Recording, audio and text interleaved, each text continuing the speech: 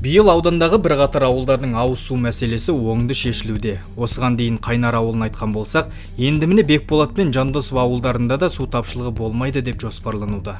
Анығын айтар болсақ, осы жылы Бекболат ауылындағы ауыз су мәселесін шешу мақсатында республикалық бюджеттен қаржы қарастырылып, СК Казалем жауапкершілігі шектеулі серіктестігінің бастамасымен 2020 жылдың 19 маусымда құрылыс жұмысы басталған болатын. Мердігер компания өкілінің айтуынша, ағымдағы жылдың желтоқсан айында жоспар бойынша жұмыс толығымен аяқталып, көлемі 500 текше метрлі су сақтауға арналған үлкен 2 резервуар іске қосылады.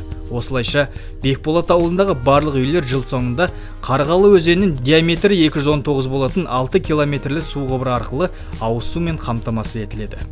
Ал ағымдағы жылдың желтоқсан айында Жандосов ауылы да толығымен сумен жабдықталады деп күтілуде. Мұнда дәл қазіргі уақытта ұзындығы 24 километр болатын су құбырының құрылыс жұмысы іске асырылуда. Осы құбырлар арқылы келешекте Шамалған өзенінен су тартылу жағы көзделген. Сапа құрылыс жауапкершілігі шектеулі серіктестік айналысып жатқан бұл жұмыстың жандануына республикалық бюджеттен жеткілікті қаржы бөлінді. Құрылыс қарқыны аяқтала салысымен ауыл ішінде орналасқан шағын резервуарлар су құбырына жалғанып, бүкіл ауыл ауыз сумен қамтамасыз етіледі. Осылайша біз сөз еткен Қосбірде ауылдың су мәселесіне қатысты құрылысы жақсы жағынан жандануда.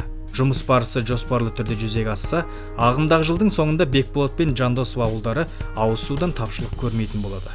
Сюжетті дайындағандар Дидар Мәлікұлы, Бағдаулет Талипов және Асқат Рысбеков.